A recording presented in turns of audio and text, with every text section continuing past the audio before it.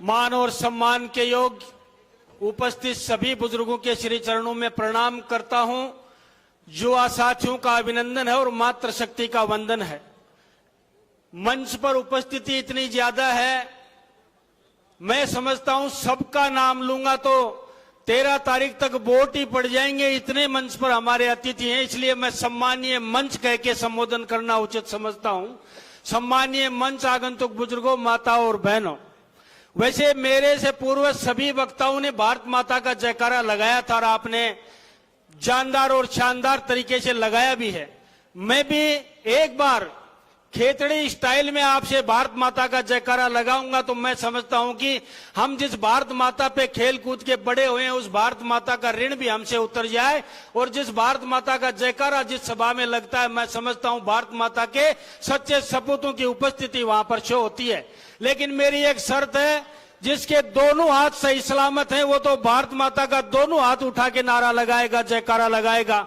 और एक हाथ में कोई हवा का फटकार या लौकुआ कुआ की शिकायत है तो वो एक हाथ उठा के भारत माता का जयकारा करेगा।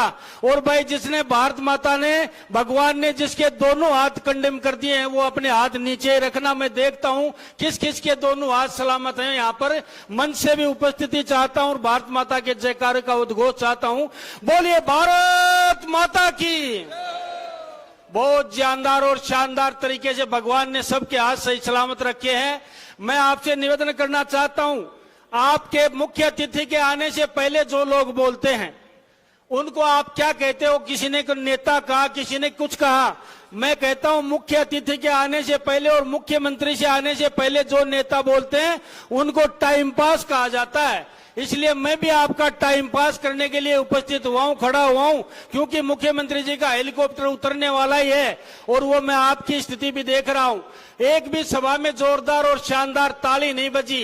अरे जिस सभा में ताली ना हो, अगर पुलिस के मुंह पे गाली नहीं हो और ससुराल में साली नहीं हो तो कोई मतलब नहीं होता मीटिंग में आने का।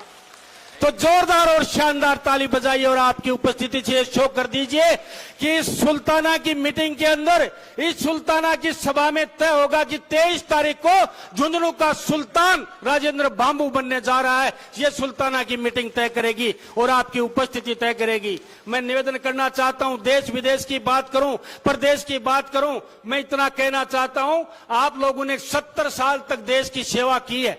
आजादी के 77 साल तक, 60 साल तक लगभग कांग्रेस ने सेवा की और इस झुंझुनू जिले की भी 60 साल तक ओला परिवार ने सेवा की है।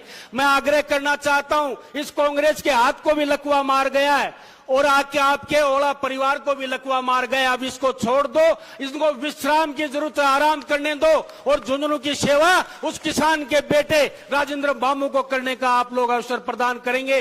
ये मैं निवेदन करना चाहता हूं, आग्रह करना चाहता हूं।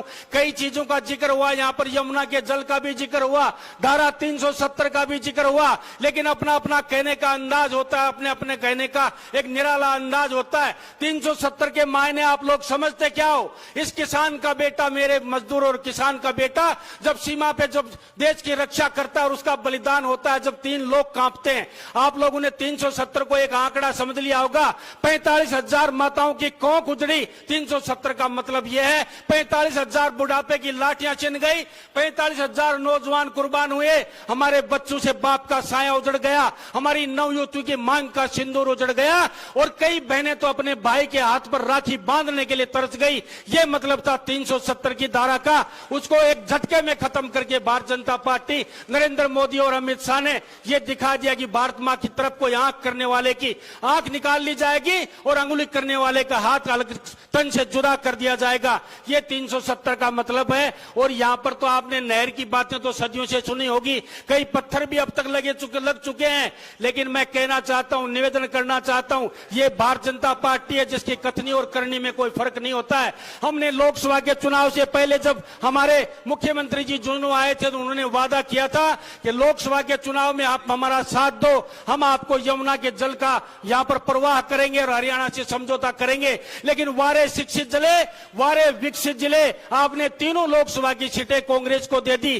फिर भी मैं धन्यवाद देना चाहता हूं उस मर्द मुख्यमंत्री को, दोबारा आपके बीच में आके कहा कि लोकसभा की सीटें तो आपने कांग्रेस को दे दी होंगी, लेकिन हमारी जबान एक है और जो जबान हमारे मुंह से निकल गई उस पे हम लोग कटा लें और आपको यमुना का जल मिलेगा तो निश्चित रूप से शेखावाटी को यमुना का जल मिलेगा। और 115 हम लोग विधायक विधानसभा के अंदर बैठते हैं। इस उपचुनाव से विधानसभा और लोकसभा देश और राष्ट्र पे कोई फर्क पड़ने वाला नहीं है, क्योंकि 115 हम लोग हैं। 115 के 15 को भगवान उठा ले तो बात अलग है। राजेंद्र बांबू अगर जीतता है तो भी विधानसभा में कोई फर्क नहीं पड़ता। विजेंद्र ओला का तो जीतने का कोई खाना नहीं है। लेकिन मैं वादा करता हूं आप लोगों से एक बात कह के जा रहा हूं, जो समाज, जो क्षेत्र, जो प्रदेश सत्ता के साथ चलना नहीं सीखता है वो पिछड़ जाता है। सत्ता के साथ चलना, आपको 4.25 साल तक भारतीय जनता पार्टी का राज रहना है और सत्ता के साथ जो क्षेत्र चलता है उसका विकास होता है। मैं कम वादे के साथ खड़ा हुआ था, फिर भी मैं ज्यादा बोल गया। मैं